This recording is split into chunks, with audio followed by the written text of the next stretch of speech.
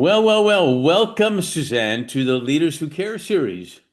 Thank you for having me. I do care, so I'm glad to be here. I know that, and a whole bunch of people know that, but we're going to show other people the same thing that you really do care and why it's made a difference and why it's important to care and all that stuff. So I know you're coming live today from Boston, correct? I am, yes. And Beautiful hospital. How's Boston doing?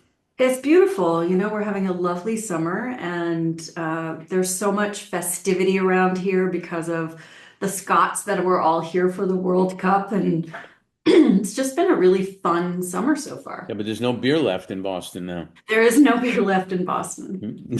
Now that's a marketing program. Let me tell you, that's pretty Mm. good. So, well, I'm excited to. There's so much that I'd have to say probably even before I usually say it. We may have to do multiple sequels to get everything in that you've done that really shows that you care. But we'll try to hit some high points.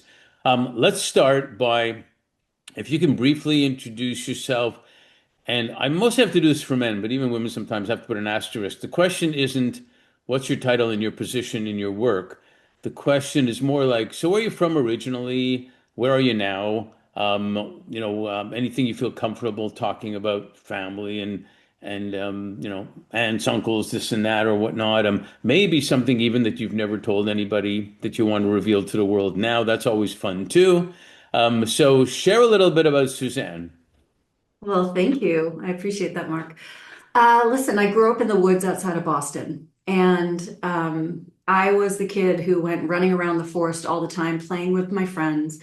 At the age of 5, I discovered my purpose, and I'm happy to share that story if it's helpful. And at age 5, I also found out what it meant to be otherized. So, uh, very early on, I started to understand, though I didn't understand at the time, I started to experience, I guess, what it was like to be made to feel different. And it really set the course of my life. And I always say everything is for me. So I know that this was meant to happen. And I went through a lot of hardship. I will say I incarnated into a very challenging family. I could not be more different than most of them, but I love them dearly. And I had to learn to navigate a lot of complexity, which included chronic depression, complex PTSD, healing from a lot of bullying, and a variety of things. And the gift of it was that when I decided at age 27, I needed to change my life, it's like I had a lot of evidence from 5 to 27 of why I needed to change my life. And what happened that day is literally a day. Um, I like to say two things happened to me at that age, 27. The first is that I produced my first movie for Disney, and the second is that I threw a chair at an ex-boyfriend. And it's not my proudest moment, but it gave me the insight that if I didn't do something to change my life in that moment, I was going to have this temper reaction response with me for the rest of my life, and I didn't want that. Okay, so I'm going to go back a little bit before that. So first of all, do you have siblings? I do. I have an older brother and a younger brother. Okay, and you gave a little bit of a sense of what it was like as a kid, and I can really relate to that because I talk with a lot of executives and senior level people, and I'm amazed and actually not amazed from my experiences in sports how much of an impact things that happen at 4 or 5 or 10 or 11 that they go back to telling me that what happened that gave them confidence or not based on what happened back then that sticks to you. But what were you like as a kid? What were you like with your siblings? Were you into science? Were you into did you have the lemonade stand to make a little extra money? Did you play Lego? Were you thinking about space? What was happening 5, 6, 7, 8, including what you just referred to? Yeah, so like I said, I played a lot in the woods. It was my paradise. And so I had this one friend named Kimmy, and she had a brook behind her house. And we thought this brook was heaven. It was where we were going to become president and princess. It's where we figured out how the world worked, and um, it was just our favorite place to go. And that was when I was 5. In fact, she Facebook messaged me this morning. Like we got back in touch after, I don't know, 50 something years. And we had a blast. And then winter came and we weren't allowed to play by the brook anymore. It's too much snow. And so I could not wait for spring to come. And I don't know if the listeners know about winters in New England, but it tends to be that like once the snow is gone, there's still like a crust of very thin snow over the grass when it gets cold at night. But I was determined as soon as the snow was gone that I was going to grab Kimmy by the hand and we're going to go down and we're going to play by the brook because I couldn't wait to do it. And what happened is we couldn't find the brook. The brook that to us had been the center of the universe, had been everything that we cared about. And it was only probably 18 inches wide, like we were five. So to jump over it, it couldn't be that wide. And when we got down there, it was like you couldn't recognize what it was because the water was struggling. And the reason the water was struggling is because the pine needles had fallen and the leaves had fallen and the acorns had fallen and the branches had fallen. And now instead of gushing down this little brook, it was just like trying to creep around everything. And my little heart broke. And I felt terrible for the water. And so every day for about 2 weeks, I dragged Kimmy down to the brook and I would force us till our fingers were purple because the spring water was so cold to actually clean out the brook. And we did that. It took about 2 weeks. And it really set my direction. And had the next thing not happened to me when I was five, I probably would have ended up as an environmentalist, is my guess. But what happened next was that a different girl I played with named Kathy, I would You go only over to picked her you only house. picked you only picked friends that started with a K or something, or what? I guess so. I think it was more that she lived across the street from us. That works too. So I well, I would go over to Kathy's house and I'd bang on the door and she would come flying out and we go playing in the woods. And one day I bang on the door and she opens the big wooden door, but she leaves the screen door shut and she looks at me and she goes, "I'm not allowed to play with you anymore." And I said, "Why?" And she said, "Because you're a Christ killer." And I was like, "What's a Christ killer?" And she wouldn't tell me. She just said, "I can't play with you anymore." And she slammed the door in my face. And I went running over to my mom and I'm like, "Mom, Daddy won't play with me." And my mom, being a good Jewish mom, was like, "What'd you do?" "I don't know. I'm a Christ killer." I love my mother, but she's not a comforter. That's not what she does. So she went storming across that street to tell those people what she thought. Meanwhile, I was devastated. And I went to school that fall, first grade, 100% sure that I would never have another friend as long as I lived. Kimmy moved away, and all of a sudden I was going to school where I didn't know anybody else. And these are the days, I'm sure you can relate to this, Mark. Your parents didn't come into the school for first grade to show you where your class was. You got on the big yellow bus, you got off the big yellow bus. And for me, I was just frozen, paralyzed in the schoolyard. And I remember not knowing where to go, not knowing what to do. And if I had known what a scarlet letter was, I would have felt like I had one on me. And at that moment, I saw this big yellow bus come onto the lot, but it was different than the others because it was full of chocolate kids. I had never seen a chocolate looking kid before. I had grown up in a very Tony White town.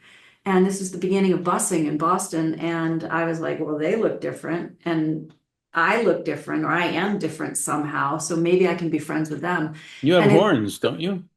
oh my God, I've been asked that so many times. It's ridiculous.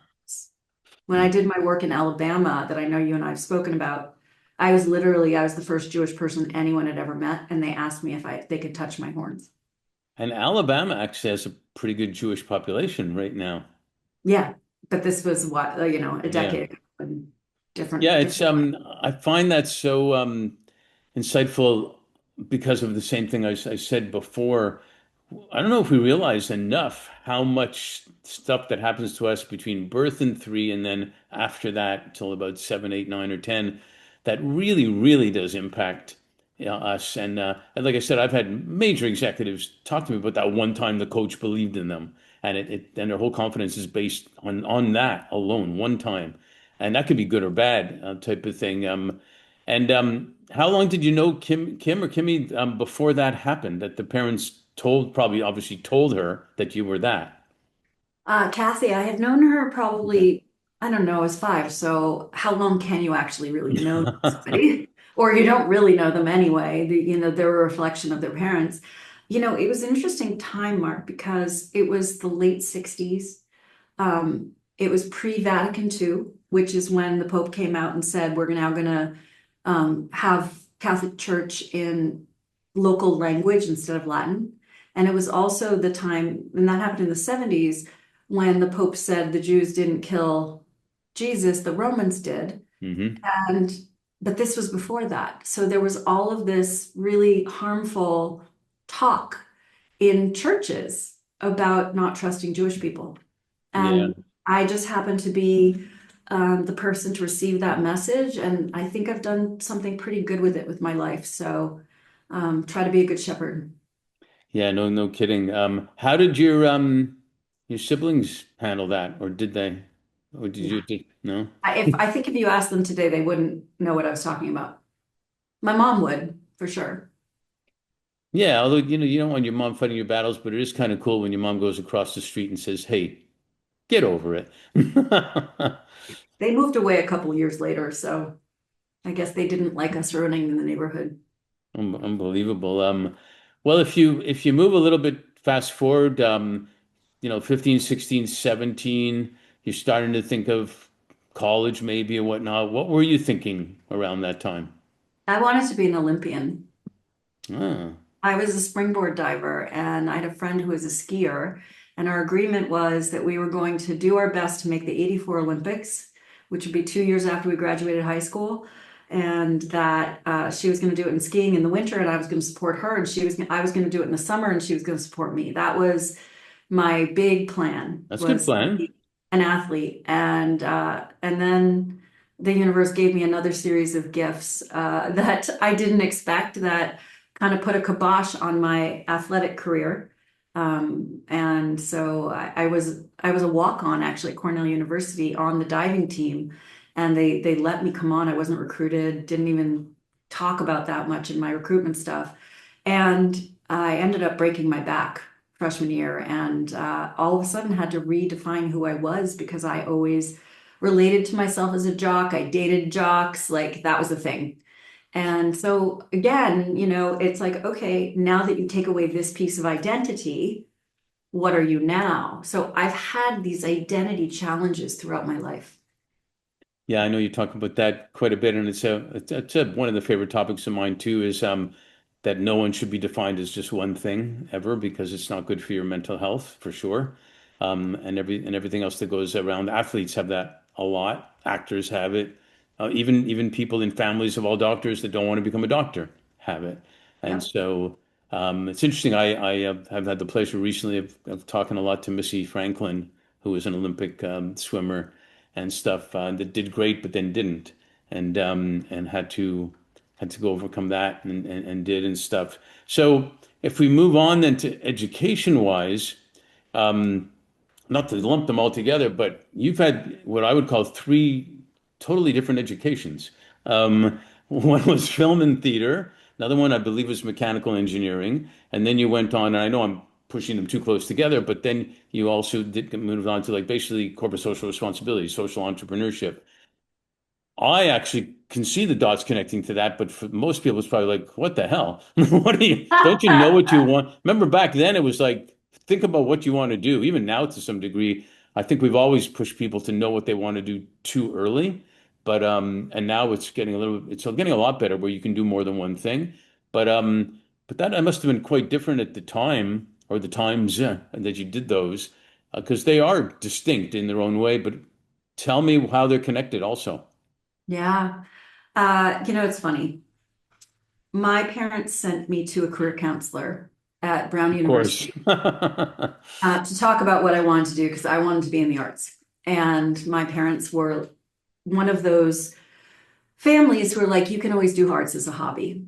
We want you to go to engineering school. And I was like, I don't think that's for me. And, I fought them for a long time about it. And I went to this college counselor, and he said to me, so do you have like something you collect that you keep organized in a certain way? I said, oh yeah, 17 magazine. I keep 17, and it's in these plastic containers, and they're all by date, and I have them all. And he's like, oh, that's so interesting. And then he said, so tell me how your closet is organized. And I said, well, there's tank tops, and then there's short sleeves, and then there's long sleeves, and then there's short pants, and then there's skirts, and then there's long pants, and then there's dresses. And then within each category, it goes by color of the rainbow. He's like, oh, very interesting. And he says, I think you might want to think about engineering school. And I was like, no, my parents put you up to this. This is not okay. I knew it. I didn't trust this from the beginning. And he's like, no, your parents did not put me up to this. Let me tell you why I think that you think this way. Your brain is organized. Most people's closets look like chaos, and it's a shirt next to a dress, next to a pant, next to a whatever. He's like, your brain thinks in an organized fashion. And I think that's really good for engineering. So I was, oh, fine. So, Well, and actually, I, if you think about it, that was a creative way of finding out versus most that would say, because I wanted to go into sports broadcasting, and my parents said, no, go into accounting. You can actually do something worthwhile and whatnot. And unfortunately, I did go into accounting. I should have gone into, but the point was, they usually told you something based on what they think the next hottest job is. I think that guy actually was trying to figure out what you're really good at. he was, and it was actually lovely. And I'm really grateful I went to engineering school, but it was not easy for me. I'm not, I have dyslexia. One of my professors once said to me, Suzanne, you wouldn't have gotten an A plus if you had copied the problem down correctly. Because I did all the math right. Just my brain was turning around. So what I did while I was at Cornell, I got into Cornell, and went to I was in their mechanical engineering school. But while I was there, I was like, this isn't enough. I need to be doing more. So I started taking my electives in the drama department and in the film department. And I ended up cobbling together my own independent major in theater, film, and communications. And it was very funny because I was an engineer and I was taking all these other, communications, artsy, marketing-y classes.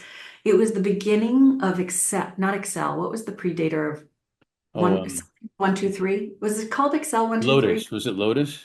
Can't remember which one it was. It was Yeah. I think one of Lotus the, 1, 2, 3. yeah, it was an early version of Excel, and we were supposed to be using it for communication. The problem was the teacher didn't really understand the software. So I ended up teaching the class Oh, on how to use, Excel to display graphs and all this different stuff. And so I ended up getting a second degree in theater, film, and communications because I really pursued it and built into it that I could go work overseas at a theater, as part of my training. And it was just a really great experience. And I was that weirdo that ran from Cornell's huge campus, and I would run from the engineering school with like physics books and thermodynamics books under my arm. And I'd run over to the theater department and throw on dance clothes and leggings to do whatever we were doing. And then I'd run back across campus to a lab or something. And I was known as the weird girl in like leg warmers who was running to mechanical engineering school. well, you're only weird because what I have found in schools is that the ones that create the best entrepreneurs are the ones that get the engineering, financial, and the creatives together to start a company. A lot of times they leave out the creatives. They just go with the engineering and the finance people, and it gets going. But at one point they need the creatives, and so I think without even knowing it, you just put them all together. I did, and I gotta tell you, I wish I had been prescient and knew that soon after I graduated, this thing called the World Wide Web was coming out. I didn't.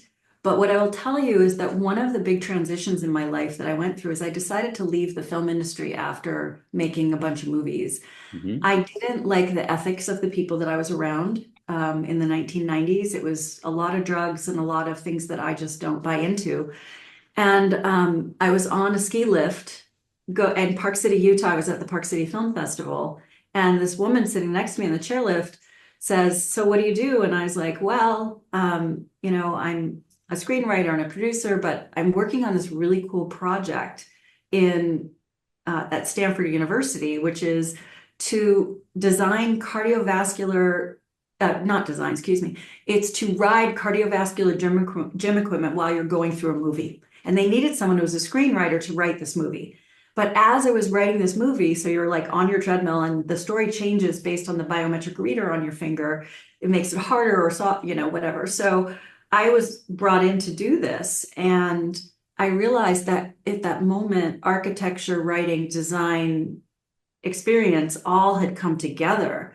And then when I met this woman on the chairlift, she said, "What are you doing?" And I explained that. And she's like, "You're not going to believe this, but I work for the first interactive agency in LA. And we're doing this project for Time Warner called the Full Service Network. And we need a writer." So I came in, and this is where that innovative part comes. And I encourage everyone who listens to this story to just ask yourself what you're stopping yourself from being because you're afraid. Because what happened is the guy who was architecting the experience, the designing the experience for this full service network for Time Warner and Silicon Graphics, he decided to follow the World Cup around. And so as he's following the World Cup around, he's not designing anything. And I happen to have a contract to write the tutorial for how to use the system. And I didn't get paid until I made my deliverables. So I had like $153 in my bank account. And so I pull out my computer, back then was, a beast, and I opened Word, which was the only like program I knew of back then. And I used the drawing program inside of Word to architect how the system worked. And I went in after that weekend and I brought them this stack of pages. This is like email had just come out. We used Eudora. I don't know if you remember that, but Oh that was my what we used God. for email back in the early days, the early 90s. And I hand them this stack of pages and they're like, "What is this?" I said, "This is the tutorial I had to write." And she goes, "Well, what did you write it based on?" And I said, "Well, here's another stack of papers. I architected it because I need to make rent. So like I made my deliverable. Could you please pay me for what I've done?" And they got furious at me and they sent me home and with a check and they're like, "We're not sure that you're right for this project." And I was like, "Oh, okay." They thought the boss would be incredibly offended. That was a Monday, I think. By Thursday, I got a phone call from them saying Silicon Valley would like you to move, or Silicon Graphics, which is in Silicon Valley. Silicon Graphics would like you to move up and be the design lead on the project. What do you think? And all of a sudden, I was in interactive media. And it was crazy. And why? Because I had this background in storytelling and experience and how to change hearts and minds, and also this weird know-how of how to architect stuff and, draw wireframes. And it was just magic. And I Well, think that when we believe that what I call this is carrying a paintbrush. And I wrote a book about this, but it's the idea that everywhere you go, everything you want to try, anyone you want to meet, anybody, anything you want to experience, if you carry around an imaginary bucket of paint and a paintbrush, and every time you want to try something, you just paint a doorway, and then you paint the handle, and then you open the handle, and then I teach you how to create opportunities for lucky things to happen. Amazing things can happen in your life, but most people don't realize that they have a paintbrush. yeah, I love telling the story that way. I was taught to visualize early on in sports, and which is kind of what you're talking about, the paintbrush, about visualizing being there and whatnot. But the paintbrush even makes it more clear for people to believe it. And because let's face it, the biggest possibilities, the biggest visionary stuff, the biggest amazing things happen when you believe and you don't let people tell you that and you generally, what's that expression? You're on the right path when people tell you that it's ridiculous. Because then you're on the right. My favorite thing to hear. Yeah, they're exactly. They're afraid of it. They, this and that. And sometimes it's that they want the short term win. If it's a win at the expense of a much bigger long term gain that Yeah. they can't see. Basically, they can't see, and it's hard because especially very very visionary people get very frustrated because people can't see it. And someone told me something the other day that I really got. They said, and my dad used to get mad at me all the time because he was a math expert. And he used to yell at me saying, "How can you not see how to do that problem? How can you not see it?" And he couldn't see it because it wasn't his thing. Yeah. So you get frustrated when you see it and others don't. You use the word experience, and consciousness. In fact, you've got it right there, consciousness architect. Um, we talk a lot about in the work I do, not only with talent, but with generational health. We talk a lot about experiences that people have, not years of experience. Share a little bit more about, maybe experiences that stood out in a way that really made an impact on you. I know there's probably many, but that made an impact on you. So we can talk a little bit about what you're doing now as well. Mm, that's a big layup. Yeah. Um, like 10 things just popped into my mind as you were saying that. I'll just say for the record, I ended up going from working on that thing with Time Warner to becoming one of the first experience architects on the web when that web came out in 94, because I was at Silicon Graphics while it was happening. And what I like to truly believe about my life is that every single thing leads to the next. So one of my philosophies is that I upgrade myself like you upgrade your phone. And it started when I was 27 years old. And I have been, I can tell that story if you want to, it's kind of funny. But I ended up at the end of a year of really self-reflection after the throwing the chair at the guy that I renamed myself Suzanne 2.0. And then every year I give myself a theme, something I want to achieve. It's not I want to lose 10 pounds. It's this is who I want to become next. I want to become a woman who blank. I want to become a woman who can hold her power. I want to become a woman who feels inner peace. Now, I said that when I was 27, but I didn't feel it until I was closer to 47. And that's because the work takes time. And so for me, because my trajectory looks so weird if you're not me, because I went from Silicon Valley, then I started working in social entrepreneurship, then I went to Harvard Kennedy School for the mid-career program there and ended up knowing more than most people about social entrepreneurship there. So I ended up teaching for a couple of years. And then I realized social entrepreneurship as a consulting practice was killing my business. And so I then got into diversity, equity, inclusion. And if you're not me, it doesn't necessarily make all the sense, right? And then I went from there to doing a TV show about the divide in our country. Because again, I've always been focused on how do we not otherize people? How do we believe with kindness? And so that kind of leads me up to what I'm doing now, but I don't know if that got us there the way you wanted. No, it's I don't know if there's not one path to get there. But one of the things that goes back to how the dots connect. And my kids had a teacher once that was a baseball player, and he learned about geometry and he knew about dance. And he told the dance students that they're just like geometry, and I'll show you why. And he told the geometry students, this is just like dance, and I'll show you why. And they all got interested in it because they had a love in there and they were learning the other thing they weren't really good at. And when I say experiences, I think you're actually bringing it to the table. All those experiences actually do help you connect with people and make stuff happen that they find a point even that's in there that they love and everything is connected. There's nothing Mhm. random. Everything is connected. And the more knowledge, and I think people appreciate that, and people appreciate that you care about what they care about and you're interested in them and what they feel and all that. And that overcomes everything technical, if you will, Yeah. to get to a point. And so talk a little bit about it. We'll definitely have to do, as we say, we were talking about before the LA thing, we'll have to do a sequel. But talk about how you're better, how do we become better human?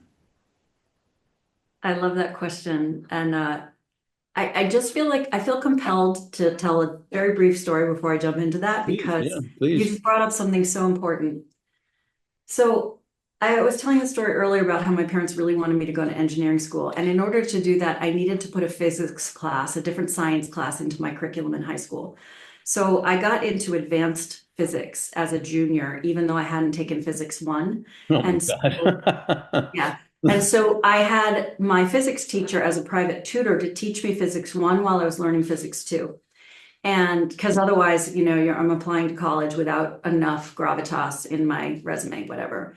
And I was like, I'm obsessed with physics now. I still don't understand a ton of it, but quantum physics is kind of my thing. But where that interest came from is his name was Don Burke, my physics teacher. And one day we were learning about gravity. And he gave us these toy trucks that were attached to pulleys, and we were supposed to like put weight on the back and move the truck forward and the pulley would go down or back or up or whatever. So my partner and I, my lab partner and I loaded this thing up with, 10 times the amount of weight you're supposed to put on it Of course. and let it rip. And the thing dropped to the floor and it cracked the tile in the floor. And I thought, oh my God, we're going to be in so much trouble. And my professor came over to me and he's like, do you understand gravity now? I was like, in fact, I do. You know what And I so love? Yeah, go ahead. Go, go ahead. I was just going to say, it's like those experiences, which we don't necessarily look to, but that it's a tiny moment in time that Like a millisecond? like a millisecond that had such impact on my life that I think it's worth sharing with people because, if you think back, where were those moments of impact for your life? And I was like, okay, I'll try engineering school because of that experience. And So their experiences because of the story. And I just got to tell this tiny thing you reminded me of. So I took biochemistry. I didn't take physics because I didn't even want to take biochemistry, but I had to. Long story short, there was Mr. Ferguson and Mr. Stewart, two biochem teachers. Mr. Ferguson was brilliant. Mr. Stewart was smart. Everybody wanted to go to Mr. Stewart because we understand what the hell he was talking about. And he told stories about biochemistry, not the technicalities only of biochemistry. And we got it because it was real and we yeah, enjoyed it. So for what it's worth, I get it. yeah. And I think that's important to life experience because when you start noticing things, I know you know where I'm going with this. When you start to notice things, you can actually change your life. And so you said, how do we become better humans? As I mentioned, my personal growth journey started when I was 27, and I had a lot to heal from. I was pretty broken, tried to take my life twice. It was not an easy journey. And what I have learned in the process is that I can help myself reprogram my brain. We know that brains are neuroplastic, and we know that the more we use a part of our brain, the more thick the neural pathway becomes, the more familiar that thing becomes. And so if you've always put your left leg into your pants first and you've always crossed your arms over left over right when you're cold, try doing it the other way. It's going to feel so uncomfortable. And that's just because your brain has developed a habit. By the way, I So saw that in All in the Family. Archie asked Meathead, why do you put your sock and shoe on versus putting your sock, shoe, shoe? exactly. And people do that. Some people are sock, shoe, and some people go sock, sock. And actually, because I'm me, I actually notice which way I do it every day. So how you become a better human, which is the name of my company, is that you actually have to become aware of what you're doing in the moment. So some people don't even know that they have an inner monologue. They're not aware that there's a voice in their head that's driving their behavior. And 95% of the time, the voice in your head is driving you to protect yourself as if you're being chased by a bear. And so we're constantly in reactivity mode. This is our biology, and our biography adds to it. So if your biography was difficult, if your biography had challenges in it, you put your biology, how your brain works, with your biography, how you were trained to be. If you grew up in a family like mine, that the curriculum was, A pluses, Ivy League schools, and athletic prowess, those are three big things I was brought up on. It wasn't about emotional intelligence. It wasn't about connection and that kind of thing, which is what I was built for. So for us to change, we need to become aware of what we're actually doing. So I teach a technique called the millisecond technique, and it's really cool. And if you want to learn it, all you need to do is put your hands like they're a prayer and then open them as if they are a catcher's mitt. I Mhm. call this the catcher's mitt of the universe, and it can catch any stimulus that comes at us at any time. And now remember, when you catch that stimulus, it could be someone cutting you off from traffic, a nasty gram from your boss. It can be something, you walked in the door and your wife says hello and you're just in an annoyed mood. And so that sets you off. And by the way, that story is pretty true. 95% of the time, we're going to be reacting in that version of our brain that thinks that we're being chased by a bear. Because when we're under pressure and when we're under stress, there are parts of our brain that shut down to allow the blood to go to parts of our body that need it if we're going to run from a bear, Hmm. right? Or hide from a bear. And so we've got to notice what our brain wants to naturally do, and we've got to interrupt it. And so I call it the millisecond, the place where the palms of my hand, when they're in this catcher's mitt V, come together. It's this tiny moment in time, a tiny millisecond. If we can pause in that moment and we can say, all right, wait, I don't have to do this right away. If I pause for a millisecond, what are the other options? And I can start to become choiceful. I'm now choosing how to respond as opposed to my body reacting and me exploding or doing whatever we do.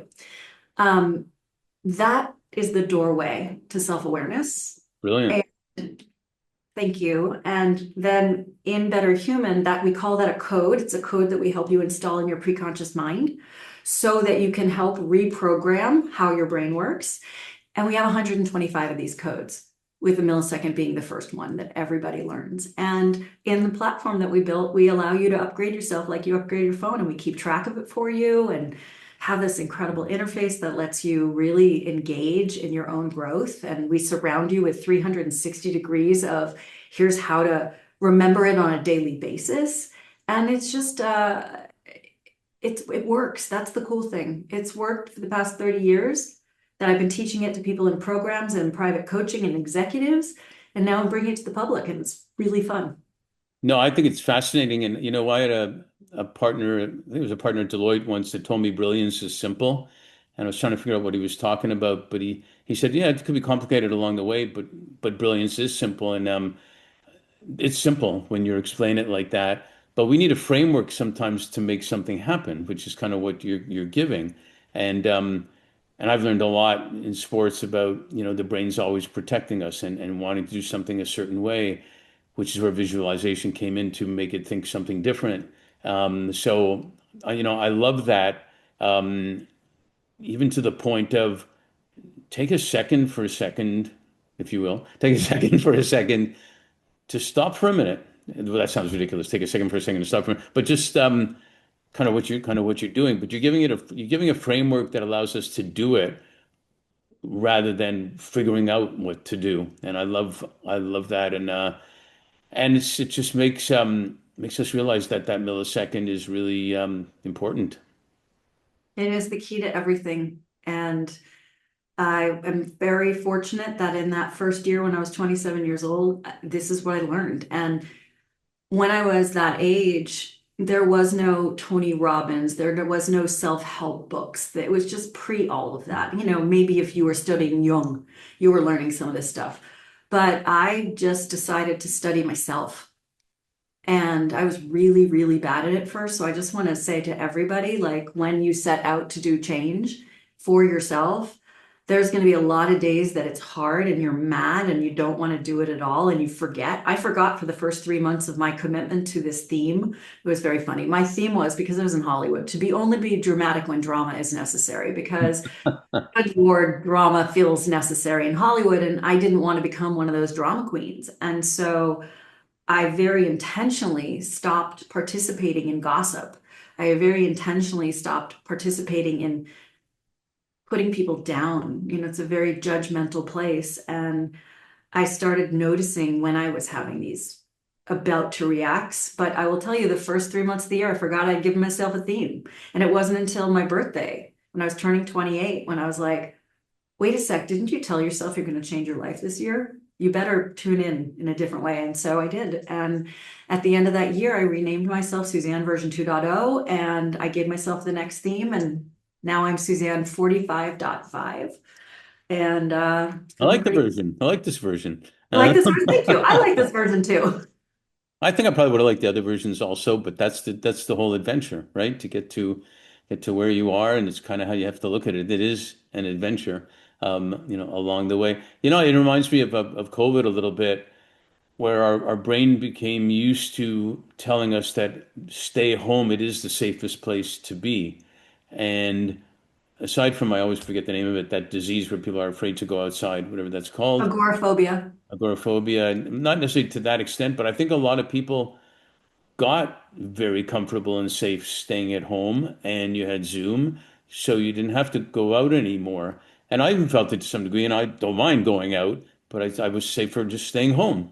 And kind of relates, a little bit. And you have to tell your brain, quit it, man, quit it. I want to do this. And I think a lot of entrepreneurs, we were talking before, but don't listen to everybody about what you think can happen.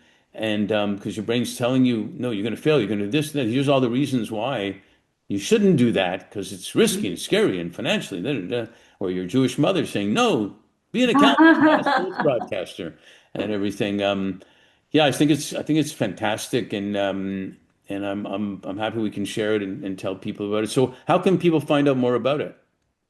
Yeah, you can go to betterhuman.life online and you can learn about it. And we have a closed beta happening at the moment, but we'll be opening it up as soon as we get all the features set and bugs fixed. But we have an MVP. It's a really robust MVP, minimum viable product, and we just closed our first capital. And there's Yay. lots of ways and fun things to do to get involved. We're building ambassador corps to help us build it because we believe that if the world had our first three codes, so I said the millisecond technique is the first code. The second one is called the vestibule of now, and it teaches presence. So we've now got choice and presence. And then the third one's called playing volleyball with the universe, which is how to actually believe in what you're going to receive before you've received it. It's about energetics. And we're giving those first three codes for free to everyone on the planet forever. And that is what we believe can really be foundational in changing the world. So we love to get people involved who want to help us do that. You got to come down to Hermosa Beach right now. I was just having coffee, and there was a bunch of amazing volleyball players right on the beach right now competing. And a lot of them are very tall too. Competing over there and stuff. No, congrats. And we're gonna have to definitely have a sequel for this because it's too important. But the last question, and I mentioned COVID before. Some people feel like COVID was yesterday and yet years ago at the same time because it's still lingering a little bit. With all that's gone on, what are you most grateful for and what are you most hopeful for?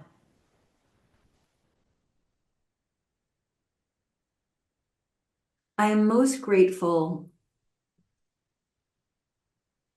This is going to sound really egoic, and I don't mean it this way. Mhm.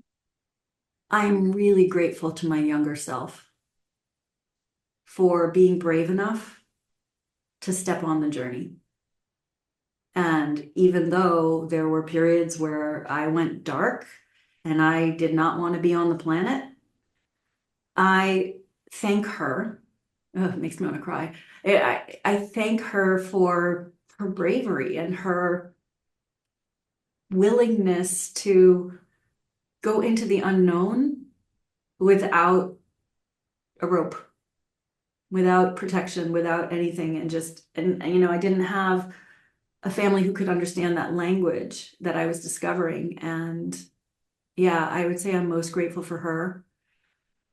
Um, She was probably saying the infamous YOLO before they knew what YOLO was about. You only live once. I don't know what she was saying, except for she didn't want to be how she was. I think that was her big motivator. And I would say the thing I'm most hopeful for, I've done a lot of work in the healing divides space. Hmm. And We kind of need that now. sorry, We kind of need that now. we really do. And it's, when I started this work, it was 2016. I did a exchange program between Alabama and Boston to see if we can learn to walk in each other's shoes. And I brought it to a lot of studios who loved it. It was a documentary TV series, and I heard a lot of "we love this, we're scared of this," or "we love this, but we only want things on our platform that are going to be relevant in 10 years." And I had to laugh and go, "Your hopefulness is cute. This is the beginning of something, not the end of it." What I'm hopeful for is that there will be something that has to unite humanity.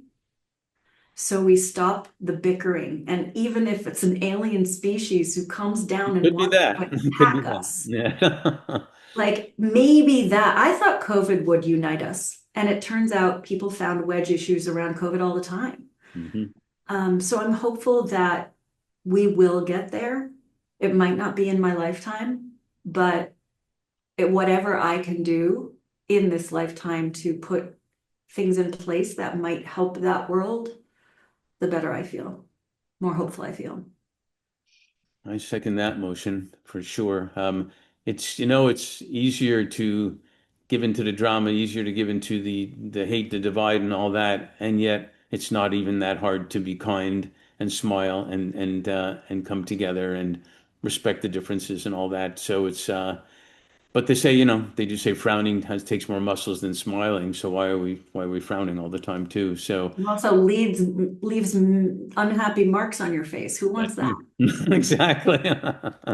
Well, I'm grateful and hopeful, I think, for the same thing that you're in my universe. I'm grateful for that. And that you are a leader who cares and I'm hopeful for the same thing because you're bringing wonderfulness to people and people are craving it right now, big time, more than ever, I think. So way to go. And thanks for being a leader who cares, and thanks for joining us on the series. Oh my God, Marks, thank you so much for having me. It was super fun. Thanks.